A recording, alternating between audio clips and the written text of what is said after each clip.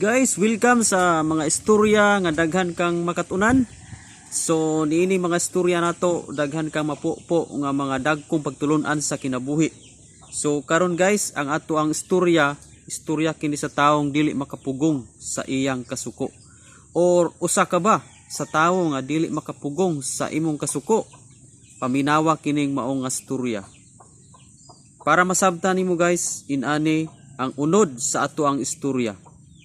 Adunay usa ka tawo guys nga dili gud siya kapugong sa iyang kasuko. Ug matud pa niya nga dili jud ko kapugong sa akong kasuko. Unsa may akong buhaton ani nga makontrol gyud nako ang akong kasuko. Ang amahan mitubag, nak, pagkuha pagod og martilyo og lansang. Yun ang anak pa. Unsa man ang martilyo og lansang? Yun ang amahan. Kada panahon nga masuko ka, butangi og lansang ang imong kural nga kahoy. So kada masuko ka, butangi lansang, ilhanan nga sa usa ka kasuko nimo, usa ka buklansang. So nituman ang anak og anang pagkaugma, anang usa ka adlaw nakalansang ang anak og 35 ka buok lansang. Sa tupa sa tibok adlaw 35 siya kahigayon nga nasuko. So naka-realize ang anak nga kapoy man dili basta-basta ang paglansang, pagdukdok pa lang daan. So pagka sunod ugma nagkontrol siya sa iyang kaugalingon. So anang pagkasunod ugma nakalansang na laman siya og 25 ka buok lansang. So nakuhaan og pulo. So paminaw niya kapoy lamang gihapon nga magdukdok ka, maglansang ka. So pagka ikatulong adlaw nakalansang na laman siya og 20. So nakuhaan og 5. So nakontrol na niya. Nagakontrol nagagamay hangtod nga niabot gyud sa adlaw nga diin wa na gyud siya makalansang. Kay matud pa niya kapoy man pa nga magsigi kog lansang, kapoy magsigi kog dukdok.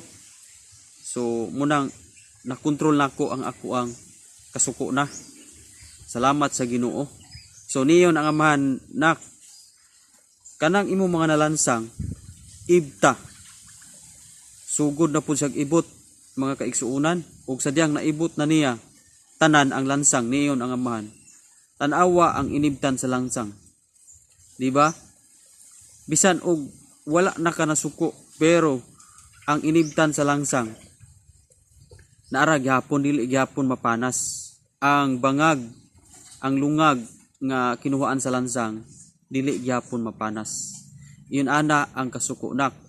Kung masuko ka, kung dili ta makakontrol sa atong kasuko, makahatag kini og kanang maghatag kini og bangag, maghatag kini og kasamok sa kinabuhi sa tao, mutatak o dili mapanas ang kasakit nga resulta gumikan sa kasuko. So guys, dinhi lang ta mokutob sa ato ang istorya nga dagko tag makuha nga mga pagtulunan. So niini nga istorya ang dako kayong pagtulunan nga tumakuha kung kita usa ta ka tawo nga dili makapugong sa atong pagkamasukanon, mo resulta kini sa atong kinabuhi ug wa gyud tay kalinaw sa huna-huna. Matud pa sa panultihon sa Biblia ta mga kaigsuonan, panultihon 15:18, ang pagkadali rang masuko mo'y makaingon sa panag-away, apan ang pailob mo'y magdalag kalinaw. So kung usa ta ka tawo nga dali kayong masukanon, nag-invite kita og kaguol, nag-invite kita og dili malinawon nga kinabuhi. Pero ang pagpailob di ay mao ni ang maka-imbitar sa kalinaw. Muna nga atong i-control ang atong kasuko. Matud pa sa Episo 4:26, bantay nga dili kamo makasala sa panahon nga masuko kamo, ug ayaw kani palungtara sa tibok adlaw. Matud pa ni Jesus, ayaw kini pasalupi og adlaw kung masuko ta. Kay ang kasuko kung magpabilin kini sa atong kinabuhi, maghambin kita og kayugot, so ang mahitabo sa tuwa dili kita malipayon nga pagkatawo. O gawas pa ni ana kining kasuko kung ma-develop kini, mutubo kini sa atong kinabuhi, mao kini ang makapaluya sa kinabuhi sa tao, mao kini ang diskontinto sa kinabuhi sa tao. Matod pa sa Proverbs 14 verse 17, ang taong dali rang masuko, dali rang masayop, ang taong maalamon, mapailubon. Okay? So, kining pagka dali rang masuko,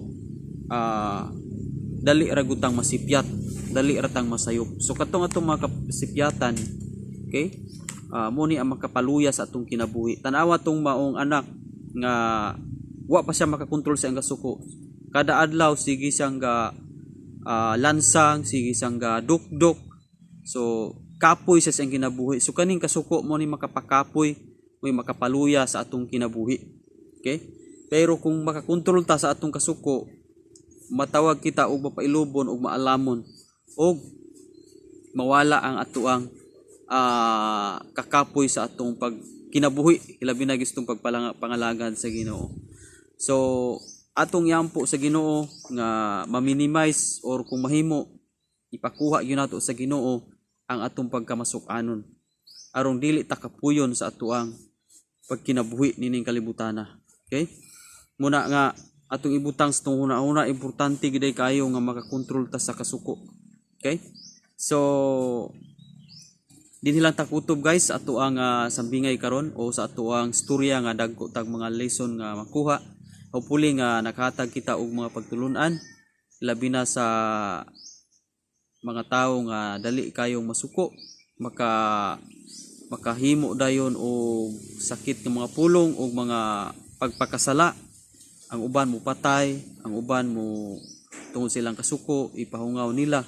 So dili mayo nga mga resulta kung maulahi ang pagmahay sa tawo kung magpadala gyud ta sa atuang pagkadali ra nga masuko. God bless guys. Kung bago pa kanini nga channel, comment lang o ayaw kalimot sa pag-subscribe para ma-notify ka sa daghan pa natong mga storya. So kita-kita na buta sa next video guys.